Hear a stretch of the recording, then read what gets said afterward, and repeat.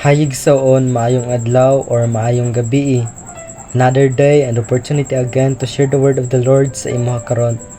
It because the word of God teaches us how to grow spiritually and even sa atong physical nga kinabuhi. The word of the Lord always siya nag-remind sa atoa kung paano ta magiging humble sa ato ang kinabuhi. Before I share the scriptures sa imo karon, nganong importante man ang kanang pagiging humble sa ato ang kinabuhi and even sa pag-extend og tabang sa uban nga mga tao nga nanginahanglan.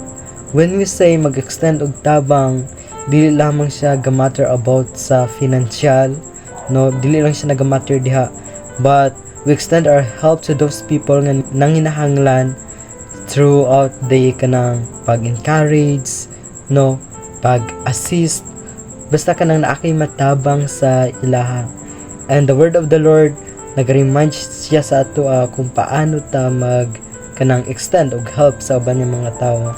Ana gani ang pulong sa Ginoo nga makita sa Philippians chapter 2 verse 4. Ana siya, pag tinabangay kamo og dili kay maoray inyong atimanon ang tagsa-tagsa ninyo kaayuhan.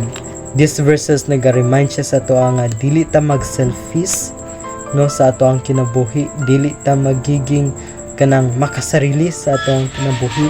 It because ang pagiging selfish, no, nag-reflect siya sa ato ang pride, and ang pagiging selfish, no, naga-inganyo siya sa ato kung paano magiging kanang dili maayo nga tao.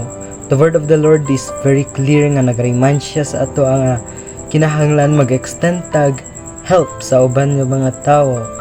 Throughout the kanang mga pagsulay nga naagian nila, we extend our help through sa pag kanang encourage sa ilaha.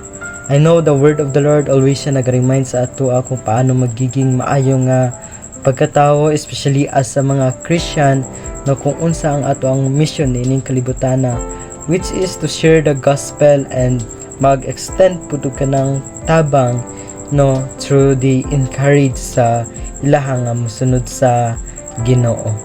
The word of the Lord always siya naga-remind sa ato ang pagiging kanang maayo nga pagkatao and even sa kanang pag-extend og tabang naga-reflect sa kanang pagpakita sa kamaayo sa Ginoo sa ato ang kinabuhi. That's why, brothers and sisters, I will encourage you kung ikaw ang tao nga na kay kanang pagka-selfish and makasarili, gusto lang nako ingon sa imuha nga wala ka na sa imuhang kinabuhi. It because ang pagiging selfish to leads yung kanang dili ka maayo nga pagkatao.